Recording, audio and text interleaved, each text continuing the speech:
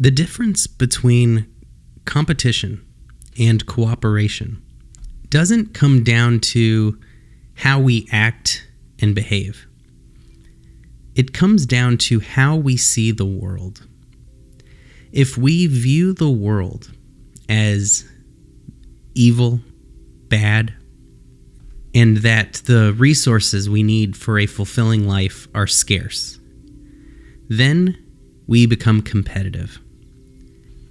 If we trust in this magical universe, if we appreciate all of the abundance of this earth, and if we recognized that shared life within every living being, that sense of oneness beneath the physical forms, then cooperation is a natural byproduct.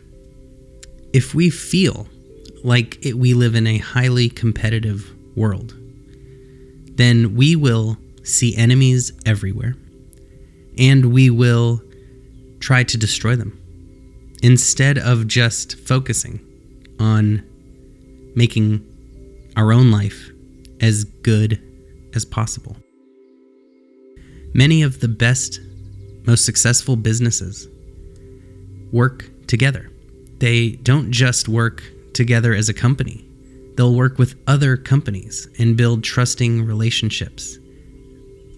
And it is when companies obsess over destroying some other company, they lose focus on developing their next great product that could end up helping the category grow. The business world is, by its very nature, challenging. It's difficult. And there are a lot of other people trying to make it big in the same thing that we are.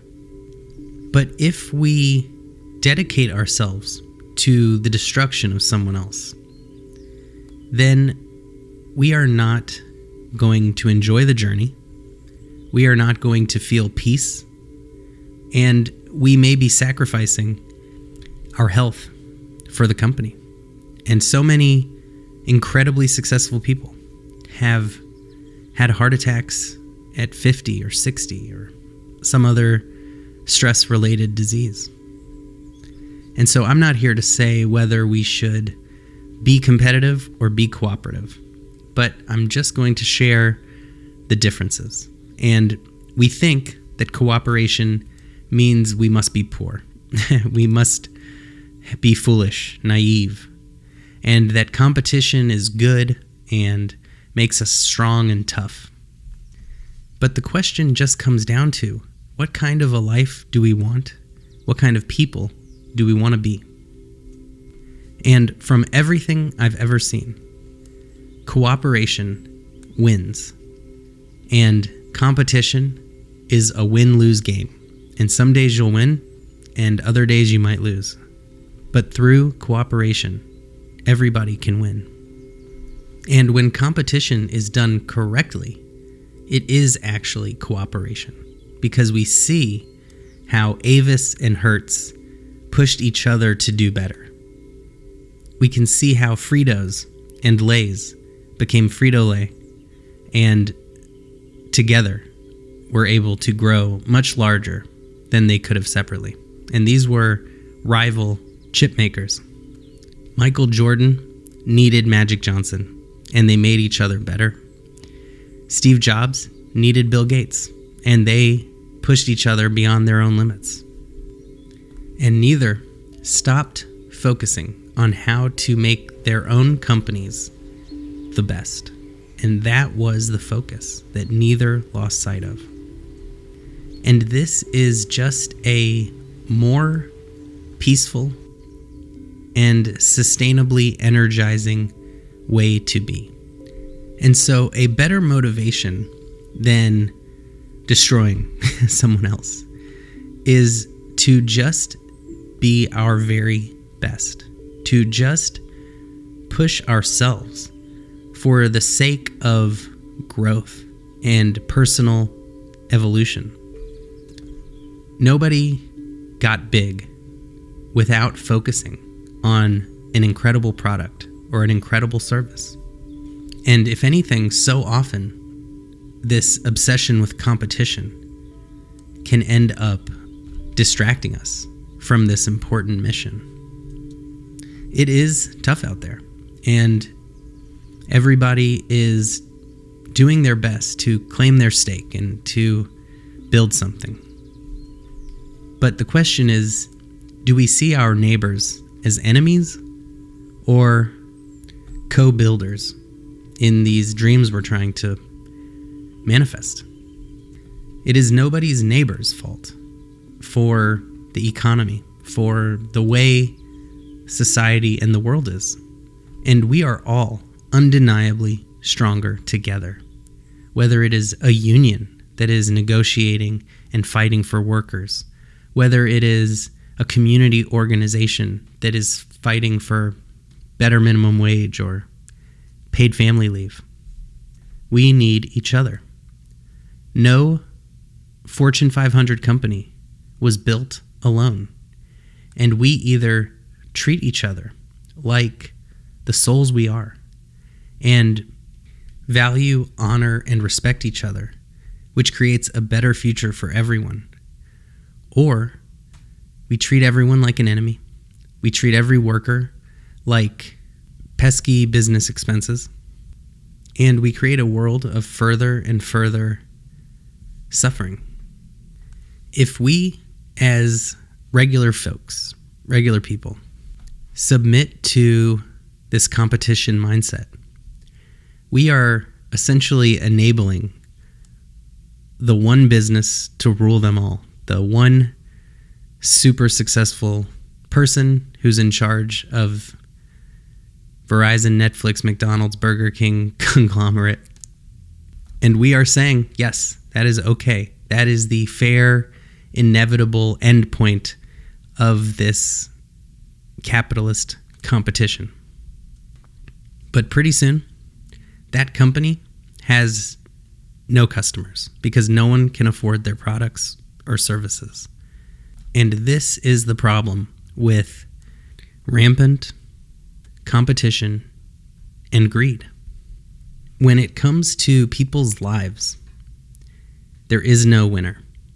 Only in combat sports do we need to destroy the competition. In every other aspect of life, this obsession with destruction, this anger and hatred blinds us and prevents us from achieving what we all truly want, which is just happiness. And a lot of business people and others believe that happiness will come when I obliterate my enemies. But so often, these people who are hyper-competitive do not turn that off when they get home, and their relationships become transactional, and everything is a negotiation.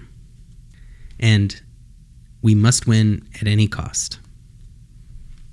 But there is no end to competition.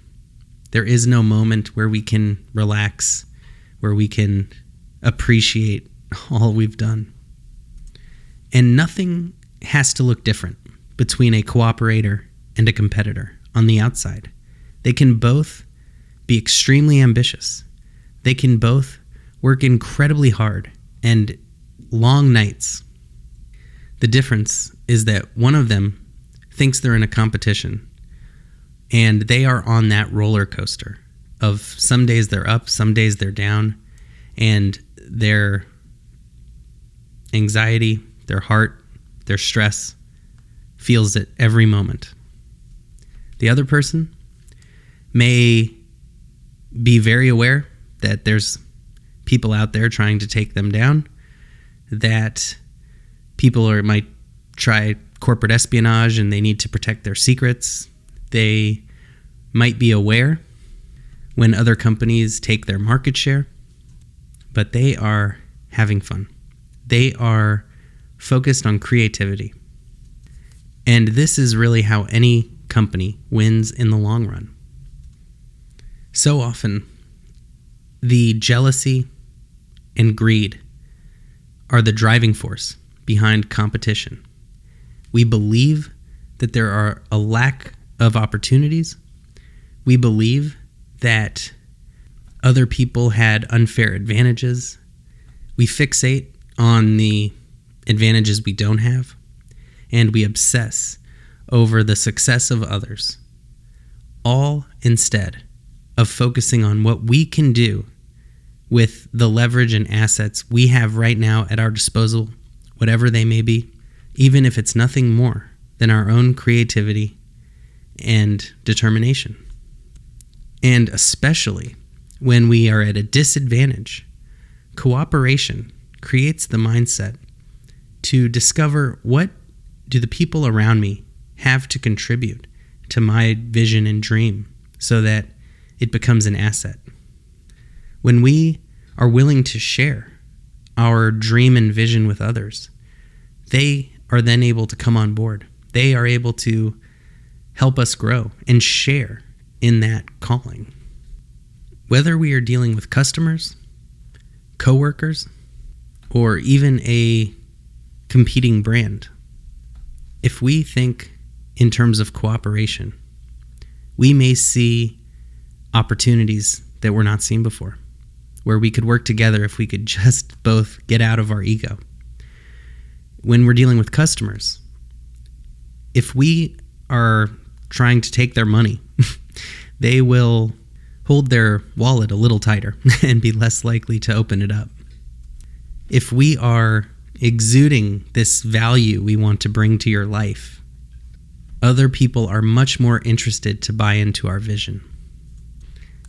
To me, this really applies to team sports as well, because we can either think of it as competing, or we can think of it as cooperating with our teammates and forming those bonds and building each other up, which is much more effective than fixating on a rival. Even when we do business with someone, when they clearly have our interest at heart, we can sense that, and we will buy whatever they are selling. And at the end of the day, we need each other. This is an interconnected economy. When more people do better, everybody else does better. When a billionaire doesn't just enrich themselves, but makes millionaires and billionaires all around them, they're not just being selfish, trying to destroy. They are helping the people closest to them grow and prosper, and creating rich, deep, lifelong connections of gratitude. So again, we could be Scrooge with billions and everyone hates us and we're all alone. Or we could be not only happy, but beloved by our community, surrounded by loving, happy people. And that is so much more meaningful in life than being happy while everyone around us is miserable. Both in competition and cooperation, we are always looking for opportunities. But one is to hurt and harm, and the other is willing to look within and to help and improve. One creates suffering, and the other simply creating a more positive and profound impact on this planet. Ultimately, at the root of competition is fear. Fear that you will not survive and coexist with someone else. Cooperation is simply the recognition of oneness, that we are all connected and interrelated. It is that deep understanding and intuition that someone else's happiness is my happiness, and that someone else's suffering is my suffering. And the truth is, we don't need to compete with anybody. We can simply compete with who we were yesterday and focus on our own growth and let that drive us. Only when we can be happy for other people's success can we actually be truly happy. Our neighbor's success does not diminish our success. Only if we fall prey to that competitive mindset do we suffer someone else's success. In a cooperative mindset, everyone is a potential partner. We see opportunities everywhere. We are open, and our eyes are open to new possibilities. And so cooperation must be at the core of any competition. When we are working at a company, if we all work together to succeed, that naturally gives a competitive edge. When we see the world as this opportunity for cooperation, then we truly cannot lose. When we really see that oneness, we can watch a sporting event where the two biggest rivals are playing each other in the championship. And no matter who wins, we are able to be happy for a good game, for whichever team wins. But when we hate the other team, when we are obsessed with our team, then we're on that roller coaster. Then we may be depressed for a week after that game. And so cooperation is quite simply the recipe for inner peace and success. Yes, there are people that take advantage of others. There are people that will cheat and steal and spy and do all of the things to destroy others. They will do whatever it takes to succeed. And those people usually do not have loving, caring relationships. They do not have peace of mind because of their obsession with greed and selfishness. And they often go to jail or be bogged down in legal troubles. Whereas a person who focuses on cooperation is surrounded by people who are invested in each other and in each other's happiness. Together, we can all do anything. There is no limit to what humans working together can achieve. And there is no limit to the destruction we can create when we don't. This giant planet we live on is able to provide everything that everyone needs to have a fulfilling life.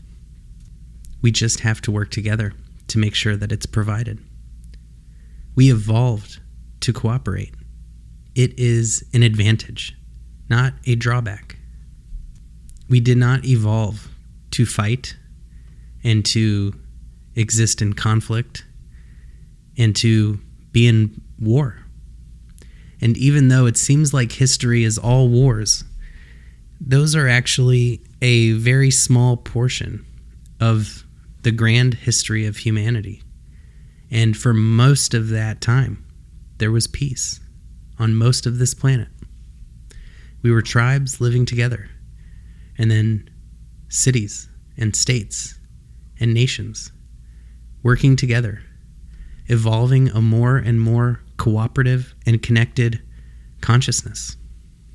The person who wins the future will not be the most competitive person.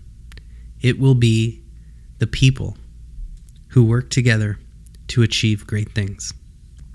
And today, the most valuable commodity that any of us can have is the ability to work together, to get others to work with us, and to build a common vision and dream. A burden is always easier to carry when we have someone else to help carry the load. This isn't just me saying this either. This is proven out time and time again. I always think of that movie, A Beautiful Mind, with Russell Crowe. And he was at a bar and he was playing this math genius. And he was noticing there was a group of girls and a group of guys. And there was this one blonde bombshell among the girls. And all the guys wanted to go after her. And John Smith, the mathematician, realized what is now called evolutionary game theory, which described that if all the guys went after the blonde, the 4 brunettes would feel left out, and the blonde girl would feel bad about it and wouldn't go home with any of them because she didn't want to hurt her friend's feelings. And he realized that if his 4 friends went after the 4 brunettes instead of the blonde, that everyone would get a date. And this theory has been applied to business and economics and sociology and anthropology, and changed the way we do things like system sciences, computer science, and logistics. This is how we evolved. We are social creatures, and the health of our families, our communities, and our planet sustains us. We may live in a world that is survival of the fittest, but we can help each other become the fittest. No one needs to lose in order for us to win. And just because we teach competition to children very early on, we can teach cooperation as well. We can raise children to learn more accurately what the real world is like, which is that not everything has a right or wrong answer. Not everything is done by yourself at a desk on a test that's going to be graded. And the reality is creativity, creative out-of-the-box solutions, working together, teamwork, and supporting each other is how we will truly all achieve and win. Much love. Thank you so much for listening. If you happen to read my latest book, Grief and Spiritual Healing: Surviving Life After Loss, please consider going to Amazon and leaving an honest review, as your words can help others find healing in these difficult times. Thank you.